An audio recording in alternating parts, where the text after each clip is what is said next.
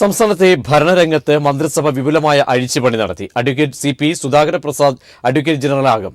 ശ്രീധരൻ നായരാണ് പുതിയ director general of prosecution. IAS തലപ്പത്തും വൻ അഴിച്ചുപണിയാണ് സർക്കാർ വരുത്തിയത്. സംസ്ഥാനത്തെ ഭരണരംഗത്ത് സുപ്രധാനമായ അഴിച്ചുപണിയാണ് ഇന്നത്തെ ക്യാബിനറ്റ് യോഗം നടപ്പിലാക്കിയത്. അഡ്വക്കേറ്റ് ജനറലായി CP സുധാകര പ്രസാദിനെയും ഡയറക്ടർ ജനറൽ ഓഫ് പ്രോസിക്യൂഷനായി അഡ്വക്കേറ്റ് മഞ്ചേരി ശ്രീധരൻ നായരെയും സർക്കാർ നിയമിച്ചു. CP സുധാകര പ്രസാദ് കഴിഞ്ഞ LDF സർക്കാരിന്റെ കാലത്തും അഡ്വക്കേറ്റ് ജനറലായിരുന്നു. ഇതോടൊപ്പം IAS തലപ്പത്തും വൻ അഴിച്ചുപണിയാണ് സർക്കാർ നടപ്പിലാക്കിയത്. പൊതുഭരണ വകുപ്പ് സെക്രട്ടറിയായി ഡോക്ടർ ഉഷ ടൈറ്റസിനെ നിയമിച്ചു. KR ജ്യോതിലാലിനെ ഗതാഗത ദേവസ്വം സെക്രട്ടറിയാക്കി. വിദ്യാഭ്യാസ വകുപ്പിൽ നിന്നും VS സെന്തിലിനെ മാറ്റി പ്ലാനിംഗ് പരിസ്ഥിതി സെക്രട്ടറിയാക്കി. PWD സെക്രട്ടറിയായിരുന്ന APM മുഹമ്മദ് ഹനീഫാണ് പുതിയ പൊതുവിദ്യാഭ്യാസ സെക്രട്ടറി. B ശ്രീനിവാസാണ് ഉന്നത വിദ്യാഭ്യാസ സെക്രട്ടറി. രാജീവ് സദാനന്ദൻ ആരോഗ്യവകുപ്പ് സെക്രട്ടറിയാവും. ഡോക്ടർ V വേണു പട്ടികജാതി ടൂറിസം വകുപ്പ് സെക്രട്ടറിയാകുമ്പോൾ കേന്ദ്രത്തിൽ നിന്നും മടങ്ങിയെത്തിയ പോൾ ആന്റണിയാണ് വൈദ്യുതി വകുപ്പ് സെക്രട്ടറിയാവുക. ആശ തോമസ് സപ്ലൈകോ CMDയും രാജു നാരായണസ്വാമി കൃഷി വകുപ്പ് സെക്രട്ടറിയുമാവും. റാണി ജോർജ്, വിശ്വാസ് മേത്ത, KM അബ്രഹാം, ജെയിംസ് വർഗീസ് എന്നിവർ യഥാക്രമം സാംസ്കാരിക, റവന്യൂ, ധനകാര്യ, തുറമുഖ വകുപ്പുകളുടെ സെക്രട്ടറി സ്ഥാനത്ത് തുടരും. VK ബേബിയാണ് പുതിയ ഗ്രാമവികസന വകുപ്പ് സെക്രട്ടറി. TK ജോസ് പ്രിൻസിപ്പൽ സെക്രട്ടറിയായി വകുപ്പിലുണ്ടാവും. ഇന്ദ്രജിത് സിംഗാണ് പുതിയ റെസിഡൻസ് കമ്മീഷണർ. PH കുര്യൻ വ്യവസായ വകുപ്പ് സെക്രട്ടറി സ്ഥാനത്ത് തുടരും. എന്നാൽ IT വകുപ്പ് സെക്രട്ടറിയായി M ശിവശങ്കരൻ നിയമിതനാവും. ടിങ്കു ബിസ്വാൾ ജലസേചനവും, VJ കുര്യൻ സിയാൽ MDയുമാവും. മാരപാണ്ഡ്യനാണ് പുതിയ വനം സെക്രട്ടറി. കമലാവർദ്ധൻ റാവു ഫിനാൻസ് എക്സ്പെൻഡിച്ചറിലേക്കും ഷാജഹാൻ ന്യൂനപക്ഷ സാമൂഹ്യനീതി വകുപ്പുകളുടെയും സെക്രട്ടറിയാവും. കഴിഞ്ഞ മന്ത്രിസഭയുടെ കാലത്തെ വിവാദ തീരുമാനങ്ങൾ പരിശോധിക്കുന്ന ക്യാബിനറ്റ് ഉപസമിതി യോഗം ചേർന്നു. വിവിധ വകുപ്പുകൾ ഈ തീരുമാനം നടപ്പിലാക്കേണ്ടി വന്നത് എന്തുകൊണ്ടാണെന്ന് മനസ്സിലാക്കുന്നതിനായി ചോദ്യാവലി അയച്ചു നൽകും. റിപ്പോർട്ട് അടുത്ത ക്യാബിനറ്റിൽ വെക്കാനാണ് ഉപസമിതി ആലോചിക്കുന്നത്. S ജീവൻകുമാർ, തിരുവനന്തപുരം. നിയമരംഗത്തെ മികച്ച പ്രവർത്തനത്തിനുള്ള അംഗീകാരമായാണ് അഡ്വക്കേറ്റ് ജനറൽ പദവി വീണ്ടും സുധാകർ പ്രസാദിനെ തേടിയെത്തിയത്. സർക്കാർ താൽപര്യങ്ങൾ സംരക്ഷിച്ച് കേസുകൾ വേഗത്തിൽ തീർപ്പാക്കാൻ ശ്രമിക്കുമെന്ന് അദ്ദേഹം വ്യക്തമാക്കി. കഴിഞ്ഞ ഇടത് സർക്കാരിന്റെ കാലത്ത് അഡ്വക്കേറ്റ് ജനറലായിരുന്ന CP സുധാകര പ്രസാദ് വീണ്ടും അതേ സ്ഥാനത്തേക്ക് എത്തുമ്പോൾ ഏറെ സന്തോഷത്തിലാണ്. സത്യസന്ധമായ ഇടപെടലുകൾക്കുള്ള അംഗീകാരമാണ് വീണ്ടും ഈ നേട്ടമെന്ന് അദ്ദേഹം പറഞ്ഞു. ഭൂസംബന്ധമായ കേസുകൾ തീർപ്പാക്കുന്നതിനായിരിക്കും പ്രഥമ പരിഗണനയെന്നും അദ്ദേഹം കൂട്ടിച്ചേർത്തു. ലാൻഡ് അക്വിസിഷൻ കേസുകൾ അത് കഴിഞ്ഞ ധാരാളം പെൻഡൻസുകളാണ്. ഇപ്പോൾ എത്രയെന്ന് എനിക്ക് അറിഞ്ഞുകൂടാ. അപ്പോൾ അത് കഴിയുന്ന വേഗം തീർക്കണം. തീർത്തില്ലെങ്കിൽ ഇൻട്രസ്റ്റ് ധാരാളം പോകും ഗവൺമെന്റിന്. വർക്കലയ്ക്കടുത്ത ചാവർകോട് ഗ്രാമത്തിൽ M പത്മനാഭൻ കൗസല്യ ദമ്പതികളുടെ പുത്രനായി 1940 ജൂലൈ 24-നാണ് ഇദ്ദേഹം ജനിച്ചത്. തിരുവനന്തപുരം ലോ കോളേജിൽ നിന്ന് പഠനം പൂർത്തിയാക്കി 1964-ൽ കൊല്ലത്ത് പ്രാക്ടീസ് ആരംഭിച്ചു. തുടർന്ന് എറണാകുളത്തെത്തിയ സുധാകര പ്രസാദ് നേരത്തെ കേരള ഹൈക്കോടതി ചീഫ് ജസ്റ്റിസ് ആയിരുന്ന P സുബ്രഹ്മണ്യം പോറ്റി അടക്കമുള്ളവർക്കൊപ്പം പ്രവർത്തിച്ചിട്ടുണ്ട്. News bureau, Kochi. Loknath Behra police മേധാവിയായി ചുമതലയേറ്റു. ജിഷ്ടാവധ കേസ് കേരള പോലീസിന് വെല്ലുവിളിയാണെന്ന് DGP ബെഹ്റ പറഞ്ഞു. അധികം വൈകാതെ കുറ്റവാളികളെ പിടികൂടാനാകുമെന്നും അദ്ദേഹം വ്യക്തമാക്കി. CBI മാതൃകയിലുള്ള ശാസ്ത്രീയ അന്വേഷണ രീതി കേരള പോലീസിൽ നടപ്പിലാക്കുമെന്നും അദ്ദേഹം പറഞ്ഞു. DGPയെ സ്ഥാനമേറ്റെടുത്ത ശേഷം മാധ്യമപ്രവർത്തകരോട് സംസാരിക്കുകയായിരുന്നു അദ്ദേഹം. ജിസ കേസ് ഒരു ചാലഞ്ചാണ് കേരള പോലീസിക്ക്. ഇപ്പോൾ ഞാൻ മേധാവിയായി വന്നു, എനിക്ക് ഒരു ചാലഞ്ചാണ്. So now I will put my best foot. Within 2 days, I am planning ഈ കാര്യങ്ങൾ ഈ പ്രോട്ടോകോൾ കാര്യങ്ങൾ करने से I will personally go. Maybe I will have something. അപ്പോൾ നമുക്ക് പറയാൻ പറ്റില്ല, നമുക്ക് ചിന്തിക്കാം. ഫയർഫോഴ്സ് മേധാവിയായിരുന്ന ലോക്നാഥ് ബെഹ്റയെ കഴിഞ്ഞ ദിവസമാണ് സംസ്ഥാന പോലീസ് മേധാവിയാക്കി സർക്കാർ നിയമിച്ചത്. ഫയർഫോഴ്സ് ആസ്ഥാനത്ത് നിന്ന് നിരവധി വാഹനങ്ങളുടെ അകമ്പടിയോടെയാണ് പുതിയ DGP ചുമതലയേൽക്കാൻ എത്തിയത്. പോലീസ് ആസ്ഥാനത്തെ സ്മൃതി മണ്ഡപത്തിൽ പുഷ്പചക്രം സമർപ്പിച്ച ശേഷമാണ് ലോക്നാഥ് ബെഹ്റ ചുമതല ഏറ്റെടുത്തത്. പോലീസിൽ ആധുനികവൽക്കരണം നടപ്പാക്കുമെന്നും CBI മോഡൽ അന്വേഷണ സംവിധാനം കൊണ്ടുവരുമെന്നും DGP വ്യക്തമാക്കി. സ്ത്രീ സുരക്ഷയ്ക്ക് പ്രാധാന്യം നൽകും. ദീർഘനാളായി തെളിയിക്കപ്പെടാതെ കിടക്കുന്ന കേസുകളിൽ അന്വേഷണം പൂർത്തിയാക്കും. മുൻ പോലീസ് മേധാവി TP സെൻകുമാറിന്റെ ആരോപണങ്ങൾക്ക് മറുപടി നൽകാൻ ബെഹ്റ തയ്യാറായില്ല. നല്ല ദിവസം നല്ല കാര്യങ്ങൾ മാത്രം സംസാരിക്കാമെന്നായിരുന്നു പ്രതികരണം. News bureau, Thiruvananthapuram. സർക്കാരിൽ ഏതെങ്കിലും പദവി വേണമെന്ന് താൻ ആവശ്യപ്പെടുകയോ പദവി നൽകാമെന്ന് പാർട്ടി പറയുകയോ ചെയ്തിട്ടില്ലെന്ന് വി.എസ്. അച്യുതാനന്ദൻ. തനിക്ക് ഭരണപരിഷ്കാര കമ്മീഷൻ ചെയർമാൻ പദവി എന്ന തരത്തിൽ ഒരു പത്രത്തിൽ വന്ന വാർത്ത തീർത്തും അസംബന്ധമാണ്. സ്ഥാനമാനങ്ങൾ ചോദിച്ച് താൻ CPIM ജനറൽ സെക്രട്ടറിക്ക് കുറിപ്പ് നൽകിയെന്ന കള്ളം പ്രചരിപ്പിക്കുന്ന പത്രത്തെക്കുറിച്ച് ഭാവിയിൽ മാധ്യമ ഗവേഷകർ പഠനം നടത്തുമെന്നുറപ്പാണെന്നും വി.എസ്. ഫേസ്ബുക്ക് പോസ്റ്റിൽ കുറിച്ചു. സ്ഥാനമാനങ്ങൾ പ്രതീക്ഷിച്ചല്ല താൻ പൊതുപ്രവർത്തനം നടത്തുന്നത്. മാനസപുത്രനായ ഉമ്മൻചാണ്ടിക്ക് പ്രതിപക്ഷ നേതൃസ്ഥാനം പോലും കിട്ടാത്തതിൽ നിലതെറ്റി ഒരു പത്രം പ്രബുദ്ധരായ ജനങ്ങളുടെ വിവേചന ശക്തിയെ വെല്ലുവിളിക്കുന്നതെന്നും വി.എസ്. ഫേസ്ബുക്കിൽ കുറിച്ചു. JDU-വിനെ ഘടകകക്ഷികൾ കാലുവാരി തോൽപ്പിച്ചെന്ന് MP വീരേന്ദ്രകുമാർ. സംഘപരിവാർ ഭീഷണിക്കെതിരെ ജനങ്ങൾ LDF-നൊപ്പം നിന്നെന്നും വീരേന്ദ്രകുമാറും ഷെയ്ഖ് പി ഹാരിസും വർഗീസ് ജോർജും രാജ്യസന്നദ്ധത അറിയിച്ചു. നിയമസഭാ തെരഞ്ഞെടുപ്പിലെ ദയനീയ പരാജയം ചർച്ച ചെയ്യാൻ വിളിച്ചു ചേർത്ത JDU നേതൃയോഗത്തിൽ നാടകീയ രംഗങ്ങളാണ് അരങ്ങേറിയത്. സംസ്ഥാന നേതൃത്വത്തിനെതിരെ ജില്ലാ പ്രസിഡന്റുമാർ ആഞ്ഞടിച്ചു. നേതൃത്വം ക്ഷണിച്ചു വരുത്തിയ തോൽവിയാണിതെന്നായിരുന്നു ആരോപണം. LDF-ലേക്ക് പോയിരുന്നുവെങ്കിൽ വൻ വിജയം നേടാനാകുമെന്നായിരുന്നു യോഗത്തിന്റെ പൊതുവികാരം. രാജ്യസഭാ സീറ്റിന് വേണ്ടി വീരേന്ദ്രകുമാർ പാർട്ടിയെ കൊലക്ക് കൊടുത്തെന്നും ആരോപണമുയർന്നു. ഇതോടെ വീരേന്ദ്രകുമാർ രാജ്യസന്നദ്ധത അറിയിച്ചു. കൂടെ വർഗീസ് ജോർജും ഷെയ്ഖ് പി ഹാരിസും. മുതിർന്ന നേതാക്കൾ ഇടപെട്ട് മൂവരെയും പിൻവലിപ്പിക്കുകയായിരുന്നു. കോൺഗ്രസും മുസ്ലിം ലീഗും JDU സ്ഥാനാർത്ഥികളെ കാലുവാരിയെന്ന് യോഗശേഷം MP വീരേന്ദ്രകുമാർ പറഞ്ഞു. സംഘപരിവാറിനെതിരെയുള്ള ജനങ്ങളുടെ പ്രതിഷേധമാണ് LDF-ന് സഹായകരമായതെന്നും വീരേന്ദ്രകുമാർ കൂട്ടിച്ചേർത്തു. നിയമത്ത് അങ്ങനെ പറയുന്നത് അമ്പലപ്പുഴ പറയുന്നത് ഐക്യജനാധിപത്യ മുന്നണിയുടെ സ്ഥാനാർത്ഥിയെ മത്സരിച്ചെങ്കിലും ഐക്യമുന്നണിക്ക് കിട്ടേണ്ടുന്ന മുഴുവൻ വോട്ടുകളും സ്ഥാനാർത്ഥി കിട്ടിയില്ല. പരാജയം വിശദമായി ചർച്ച ചെയ്യാൻ ജൂൺ 11-ന് പാർട്ടി സംസ്ഥാന കമ്മിറ്റി യോഗം ചേരും. മനയത്ത് ചന്ദ്രനെ കോഴിക്കോട് ജില്ലാ പ്രസിഡന്റ് സ്ഥാനത്തു നിന്നും നീക്കി. V. സുരേന്ദ്രപിള്ളയെ പാർട്ടി വൈസ് പ്രസിഡന്റാക്കാനും യോഗം തീരുമാനിച്ചു. PV കുട്ടൻ, കോഴിക്കോട്.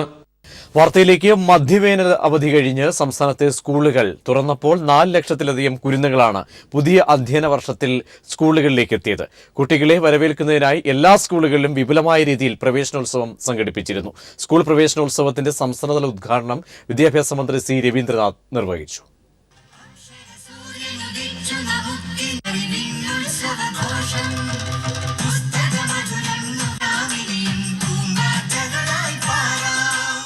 രണ്ടായിരത്തി 16-17 അധ്യയന വർഷത്തിന് തുടക്കമായപ്പോൾ 4 ലക്ഷത്തിലധികം കുരുന്നുകളാണ് സ്കൂളുകളിൽ ആദ്യാക്ഷരത്തിന്റെ മധുരം നുകരാനായി എത്തിയത്. നവാഗതരെ സ്വീകരിക്കാനായി വിപുലമായ രീതിയിലാണ് സ്കൂളുകളിൽ പ്രവേശനോത്സവം സംഘടിപ്പിച്ചിരുന്നത്. മധുരം നൽകിയും പൂക്കൾ വിതരണം ചെയ്തും അക്ഷരത്തൊപ്പി അണിയിച്ചും പായസം വിതരണം ചെയ്തും പുതിയ കുട്ടികളെ അധ്യാപകരും മുതിർന്ന കുട്ടികളും ചേർന്ന് ആനയിക്കുകയായിരുന്നു. സ്കൂൾ പ്രവേശനോത്സവത്തിന്റെ സംസ്ഥാനതല ഉദ്ഘാടനത്തിന് വേദിയായത് തിരുവനന്തപുരത്തെ പട്ടം ഗവൺമെന്റ് ഗേൾസ് ഹയർ സെക്കൻഡറി സ്കൂളായിരുന്നു. മനോഹരമായ പ്രവേശനോത്സവ ഗാനത്തിന്റെ നൃത്താവിഷ്കാരമായിരുന്നു ഇവിടെ കുട്ടികളെ വരവേറ്റത്.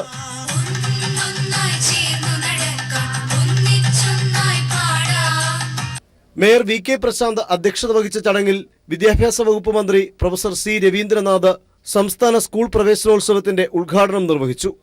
വിദ്യാഭ്യാസത്തിൽ പല നിർവചനങ്ങളും കൂട്ടിച്ചേർത്ത് ഒരു നല്ല നിർവചനം എന്ന രീതിയിൽ ഞാൻ പറയാറുള്ളത് മനുഷ്യനെ മനുഷ്യനാക്കി മാറ്റുന്ന സാമൂഹിക പ്രക്രിയയാണ് വിദ്യാഭ്യാസം എന്നാണ്.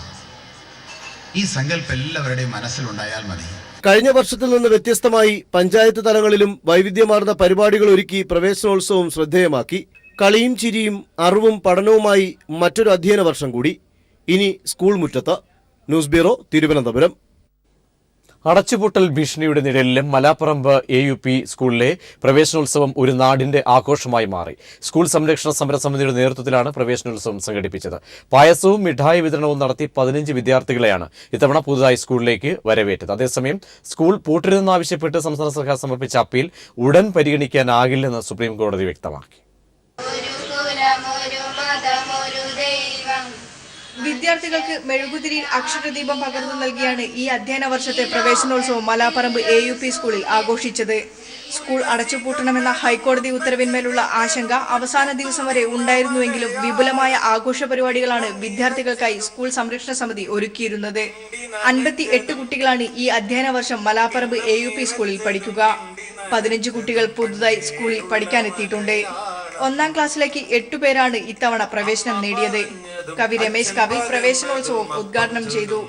സ്കൂൾ പൂട്ടാതിരിക്കാനുള്ള സമരവുമായി മുന്നോട്ടു പോകാനാണ് തീരുമാനമെന്ന് സമരസമിതി കൺവീനർ അഡ്വക്കേറ്റ് ജയദീപ് പറഞ്ഞു.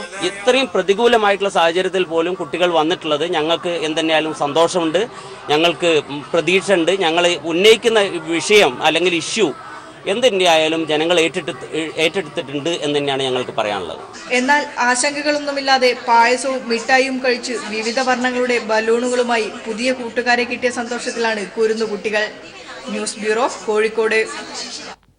മെഡിക്കൽ പ്രവേശന പരീക്ഷാ ഫലം വിദ്യാഭ്യാസ മന്ത്രി പ്രഖ്യാപിച്ചു. 1,04,787 പേർ യോഗ്യത നേടി. 1ാം റാങ്ക് കണ്ണൂർ സ്വദേശി മുഹമ്മദ് മുനവറിനും 2ാം റാങ്ക് ചെന്നൈ സ്വദേശി ലക്ഷൻ ദേവിനും 3ാം റാങ്ക് എറണാകുളം സ്വദേശി ബെൻസൺ എൽദോയ്ക്കും ലഭിച്ചു.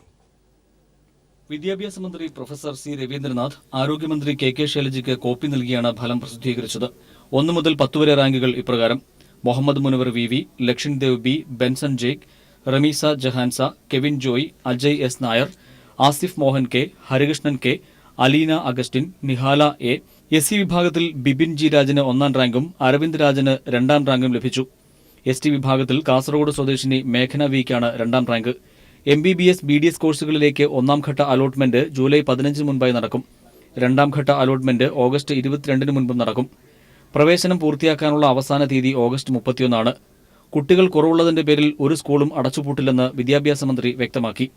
സ്കൂളാണ്. ഒരു കുട്ടി ആയാലും പഠിച്ചാൽ അത് ഈ സമൂഹത്തിന് നേട്ടമാണെന്നാണ് കണക്ക്. അവിടെ സാമ്പത്തിക ലാഭനഷ്ടമല്ല. ഈ മാസം മധ്യത്തോടെ പാഠപുസ്തകങ്ങൾ സ്കൂളുകളിൽ എത്തിക്കുമെന്നും അദ്ദേഹം പറഞ്ഞു. News bureau, Thiruvananthapuram. ക്രിക്കറ്റ് ഇതിഹാസം സച്ചിൻ ടെണ്ടുൽക്കർ മുഖ്യമന്ത്രി പിണറായി വിജയനെ സന്ദർശിച്ചു. 5 വർഷത്തിനകം അന്താരാഷ്ട്ര നിലവാരമുള്ള 100 കളിക്കാരെ കേരളത്തിൽ വാർത്തെടുക്കുമെന്ന് സച്ചിൻ പറഞ്ഞു. ഇതിനായി ഒരു റെസിഡൻഷ്യൽ ഫുട്ബോൾ അക്കാദമി ആരംഭിക്കാനും ചർച്ചയിൽ ധാരണയായി. ടീമിന്റെ പുതിയ ഓഹരി ഉടമകളായ നാഗാർജുനയും ചിരഞ്ജീവിയും സച്ചിനൊപ്പം ചർച്ചയിൽ ഉണ്ടായിരുന്നു. കേരള ബ്ലാസ്റ്റേഴ്സിന്റെ ഉടമ സച്ചിൻ ടെണ്ടുൽക്കർ തിരുവനന്തപുരത്ത് എത്തിയത് മുഖ്യമന്ത്രി അടക്കമുള്ളവരുമായിട്ടുള്ള കൂടിക്കാഴ്ചയ്ക്കാണ്. കേരള ബ്ലാസ്റ്റേഴ്സിന്റെ പുതിയ ഓഹരി ഉടമകളായ നാഗാർജുന, ചിരഞ്ജീവി, അല്ലു അരവിന്ദ് എന്നിവരും ചർച്ചയിൽ പങ്കെടുത്തു. കുട്ടികളിൽ ഫുട്ബോൾ അഭിരുചി കണ്ടെത്തുന്നതിനായി കേരളത്തിൽ ഒരു റെസിഡൻഷ്യൽ ഫുട്ബോൾ അക്കാദമി തുടങ്ങും. ഫുട്ബോൾ വികസനത്തിനായുള്ള 5 വർഷത്തെ രൂപരേഖയും തയ്യാറാക്കി. Be able to create that interest level and generate 100 top-class footballers in the next 5 years is our vision. കേരളത്തിൽ ഫുട്ബോളിന്റെ സമഗ്ര പുരോഗതിയാണ് സർക്കാർ ലക്ഷ്യമിടുന്നതെന്ന് മുഖ്യമന്ത്രി പിണറായി വിജയൻ പറഞ്ഞു. അത്തരം പ്രചരണ പരിപാടികളിൽ ശ്രീ സച്ചിൻ ടെണ്ടുൽക്കറുടെ പേര് ഉപയോഗിക്കുന്നതിനുള്ള ഒരു അഭ്യർത്ഥനയാണ് ഞങ്ങൾ മുന്നോട്ട് വെച്ചത്. അത് അദ്ദേഹം പൂർണ്ണമായും അംഗീകരിച്ചിട്ടുണ്ട്. കേരളത്തിന്റെ ഉപഹാരമായി കായിക മന്ത്രി EP ജയരാജൻ സച്ചിൻ ടെണ്ടുൽക്കറിന് ആമാടപ്പെട്ടി കൈമാറി. കേരള ബ്ലാസ്റ്റേഴ്സിന് പുതിയ ഓഹരി ഉടമകളെ കണ്ടെത്തുന്നതിനായി ഇന്നലെ സച്ചിൻ, ചിരഞ്ജീവി, നാഗാർജുന എന്നിവരുമായി തിരുപ്പതിയിൽ വെച്ച് ചർച്ച നടത്തിയിരുന്നു. പുതിയ ഓഹരി ഉടമകൾ വരുന്നതോടെ സാമ്പത്തികമായി ടീം മെച്ചപ്പെട്ട നിലയിൽ എത്തുമെന്നാണ് കരുതപ്പെടുന്നത്. News bureau, Thiruvananthapuram. Rahul Gandhi Congress അധ്യക്ഷനാകും. സോണിയാഗാന്ധിക്ക് ഉപദേശക പദവി നൽകും. മുതിർന്ന നേതാക്കളെ ഒഴിവാക്കി AICC ഉടൻ പുനഃസംഘടിപ്പിക്കും. ഇത് സംബന്ധിച്ച് തീരുമാനമെടുക്കാൻ കോൺഗ്രസ് പ്രവർത്തക സമിതി ഉടൻ ചേരും. കൈരളി TV ഒരുക്കുന്ന മെഗാ ഷോ ഉത്സവ് 2016 നാളെ വൈകിട്ട് 6 മണിക്ക് തിരുവല്ല ബിലീവേഴ്സ് ചർച്ച് ഓഡിറ്റോറിയത്തിൽ നടക്കും. ചലച്ചിത്ര മേഖലയിൽ നിന്നും 75ഓളം പേർ പങ്കെടുക്കുന്ന മെഗാ ഷോ ജലവിഭവ വകുപ്പ് മന്ത്രി മാത്യു ടി തോമസ് ഉദ്ഘാടനം ചെയ്യും.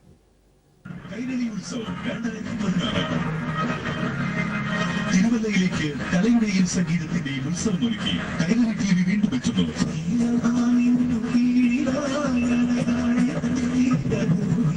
കൈരളി TV ഒരുക്കുന്ന മെഗാ ഷോ ഉത്സവ് 2016 ഇത്തവണ തിരുവല്ലയാണ് വേദിയാകുന്നത്. പ്രശസ്ത ഗായകരായ ഉണ്ണിമേനോൻ, റിമി ടോമി, ഡെൽഫി നൈനാൻ എന്നിവരുടെ സംഗീത വിരുന്നും ചലച്ചിത്ര താരങ്ങളും നർത്തകരുമായ ഷംന കാസിം, സരയു എന്നിവരുടെ നേതൃത്വത്തിലുള്ള സംഘമൊരുക്കുന്ന നൃത്തവിരുന്നും ഹരിശ്രീ അശോകൻ, രമേശ് പിഷാരടി എന്നിവരുടെ നേതൃത്വത്തിൽ ഹാസ്യവിരുന്നും അരങ്ങേറുന്ന 3 മണിക്കൂർ നീണ്ടു നിൽക്കുന്ന മെഗാ ഷോയിൽ 75ലധികം കലാകാരന്മാർ അണിനിരക്കും. തിരുവല്ല ബിലീവേഴ്സ് ചർച്ച് മെഡിക്കൽ കോളേജിന് എതിർവശമുള്ള ബിലീവേഴ്സ് ചർച്ച് ഓഡിറ്റോറിയത്തിലാണ് ഇത്തവണ 3 മണിക്കൂർ നീണ്ടു നിൽക്കുന്ന മെഗാ ഷോ അരങ്ങേറുന്നത്.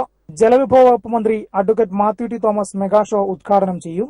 MLA മാരായ Raju Abraham, Veena George, believers church പരമാധ്യക്ഷൻ ഡോക്ടർ KP യോഹന്നാൻ മെത്രാപ്പൊലീത്ത, Kairali TV MD John Brittas തുടങ്ങിയവർ ചടങ്ങിൽ പങ്കെടുക്കും. News bureau, Pathanamthitta.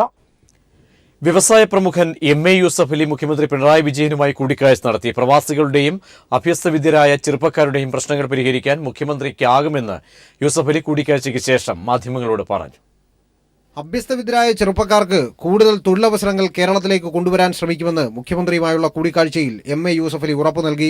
സ്മാർട്ട് സിറ്റിയുടെ മുതിർന്ന ഉദ്യോഗസ്ഥർ മുഖ്യമന്ത്രിയുടെ സൗകര്യപ്രദമായ തീയതിയിൽ കേരളത്തിലെത്തുമെന്നും അദ്ദേഹം പറഞ്ഞു.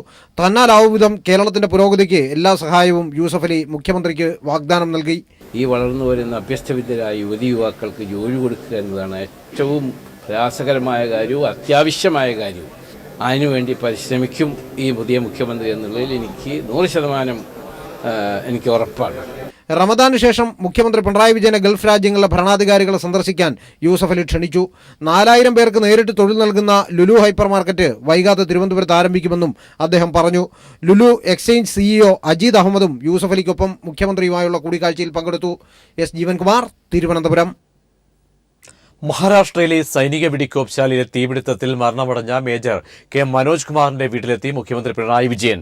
CPM സംസ്ഥാന സെക്രട്ടറി കോടിയേരി ബാലകൃഷ്ണൻ എന്നിവർ അനുശോചനം അറിയിച്ചു. മനോജ് കുമാറിന്റെ കുടുംബത്തിന് വേണ്ട സഹായം ചെയ്യാൻ കേന്ദ്ര സർക്കാർ തയ്യാറാകണമെന്ന് കോടിയേരി ആവശ്യപ്പെട്ടു. മഹാരാഷ്ട്രയിലെ പുൽഗാവിൽ രാജ്യത്തെ ഏറ്റവും വലിയ സൈനിക വെടിക്കോപ്പുശാലയിൽ കഴിഞ്ഞ ദിവസമുണ്ടായ തീപിടുത്തത്തിലാണ് തിരുവനന്തപുരം സ്വദേശിയായ മേജർ മനോജ് കുമാർ മരിച്ചത്. തിരുവനന്തപുരത്തെ തിരുമലയിലെ മനോജ് കുമാറിന്റെ വീട്ടിലെത്തി CPM സംസ്ഥാന സെക്രട്ടറി കോടിയേരി ബാലകൃഷ്ണൻ അനുശോചനം അറിയിക്കുകയും കുടുംബത്തിന്റെ ദുഃഖത്തിൽ പങ്കുചേരുകയുമായിരുന്നു. കുടുംബത്തിന് കേന്ദ്ര സർക്കാർ വേണ്ട സഹായം ചെയ്യണമെന്ന് അദ്ദേഹം ആവശ്യപ്പെട്ടു. മനോജ് കുമാറിന്റെ ഭാര്യയ്ക്കും മറ്റും ജീവിക്കാൻ ആവശ്യമായിട്ടുള്ള ജോലി കേന്ദ്ര ഗവൺമെന്റ് തന്നെ ഉണ്ടാക്കി കൊടുക്കണം. മുഖ്യമന്ത്രി പിണറായി വിജയനും മനോജ് കുമാറിന്റെ വസതിയിലെത്തി ബന്ധുക്കളെ അനുശോചനം അറിയിച്ചു. ഭാര്യയും 12 വയസ്സുമുള്ള മകനുമാണ് മേജർ മനോജ് കുമാറിനുള്ളത്. News bureau, Thiruvananthapuram. പടിഞ്ഞാറൻ തായ്ലൻഡിലെ ബുദ്ധക്ഷേത്രത്തിൽ 40ഓളം കടുവ കുഞ്ഞുങ്ങളുടെ ജഡം കണ്ടെത്തി. കടുവ വളർത്തലിലൂടെ പ്രശസ്തിയാർജിച്ച കാഞ്ചൻപുരി ക്ഷേത്രത്തിലാണ് ഫ്രീസറിൽ വെച്ച നിലയിൽ കടുവ കുഞ്ഞുങ്ങളുടെ ജഡം കണ്ടെത്തിയത്. തായ്ലൻഡിലെ പ്രശസ്ത വിനോദസഞ്ചാര കേന്ദ്രം കൂടിയായ കാഞ്ചൻപുരിയിൽ കഴിഞ്ഞ തിങ്കളാഴ്ച വനംവകുപ്പ് അധികൃതർ നടത്തിയ റെയ്ഡിലാണ് 1-2 ദിവസം പ്രായമുള്ള 40ഓളം കടുവാ കുഞ്ഞുങ്ങളുടെ ജഡം ഫ്രീസറിൽ വെച്ച നിലയിൽ കണ്ടെത്തിയത്. കടുവ വളർത്തലിൽ പ്രശസ്തിയാർജിച്ച ഈ ക്ഷേത്രത്തിനെതിരെ അന്താരാഷ്ട്ര തലത്തിൽ ഉയർന്ന പരാതിയെ തുടർന്നായിരുന്നു റെയ്ഡ്. ലൈസൻസ് ഇല്ലാതെ കാഴ്ചബംഗ്ലാവ് നടത്തുന്നതായും വംശനാശം നേരിടുന്ന കടുവകളെ അവയവ കച്ചവടത്തിന് ഉപയോഗിക്കുന്നതായും വ്യാപക പരാതിയാണ് ഉയർന്നിരുന്നത്. 2001 മുതൽ ക്ഷേത്രവും തായ് ഭരണകൂടവും തമ്മിൽ ഇക്കാര്യത്തിൽ ഏറ്റുമുട്ടൽ തുടരുകയായിരുന്നു. വർഷങ്ങൾക്ക് മുൻപാണ് ഈ ക്ഷേത്രത്തിൽ കടുവ വളർത്തൽ ആരംഭിച്ചത്. ഇതുതന്നെയാണ് ഇവിടുത്തെ പ്രധാന ആകർഷണവും. ഇവിടെ എത്തുന്ന വിനോദസഞ്ചാരികൾക്ക് കടുവകൾക്കൊപ്പം സഞ്ചരിക്കാനും ഫോട്ടോയ്ക്ക് പോസ്റ്റ് ചെയ്യാനും അവയെ ലാളിക്കാനും സൌകര്യമൊരുക്കിയിട്ടുണ്ട്. ബുദ്ധസന്യാസിമാരാണ് ഇവയെ പരിപാലിക്കുന്നത്. എന്നാൽ കുട്ടിക്കടുവകളുടെ ജഡം എങ്ങനെ വന്നു എന്നതിനെക്കുറിച്ച് വ്യക്തമായ ഉത്തരം ഇനിയും ലഭിച്ചിട്ടില്ല. കടുവകളുടെ ശരീരഭാഗങ്ങൾ ചില ചൈനീസ് മരുന്നുകളിലെ അവിഭാജ്യ ഘടകമാണ്. ആനക്കൊമ്പ്, അപൂർവ ഇനം പക്ഷികൾ തുടങ്ങിയ വനവിഭവങ്ങൾ കടത്തുന്നതിൽ കുപ്രസിദ്ധിയാർജിച്ച രാജ്യമാണ് തായ്ലൻഡ്. തിങ്കളാഴ്ച നടന്ന റെയ്ഡിൽ ജീവനോടെ കണ്ടെത്തിയ കടുവകളെ അധികൃതർ സുരക്ഷിത സ്ഥാനങ്ങളിലേക്ക് മാറ്റി. International desk. കൊച്ചൌസേപ്പ് ചിറ്റിലപ്പള്ളി ജീവകാരുണ്യ പ്രവർത്തനങ്ങൾക്കായി രൂപീകരിച്ച കെ ചിറ്റിലപ്പള്ളി ഫൗണ്ടേഷൻ മരണാനന്തര അവയവദാനം നടത്തിയവരുടെ കുടുംബാംഗങ്ങളെ ആദരിച്ചു. ഈ വർഷം അവയവദാനം നടത്തിയ 11 പേരുടെ കുടുംബാംഗങ്ങളെയാണ് തൃശൂർ സാഹിത്യ അക്കാദമി ഹാളിൽ നടന്ന ചടങ്ങിൽ ആദരിച്ചത്. കൊച്ചൌസേപ്പ് ചിറ്റിലപ്പള്ളിയുടെ അധ്യക്ഷതയിൽ സംവിധായകൻ സത്യനന്ദിക്കാട് ബന്ധുക്കളെ ആദരിച്ചു. ഗായിക ജ്യോത്സ്ന, ജയരാജ് വാര്യർ തുടങ്ങിയവരും പങ്കെടുത്തു.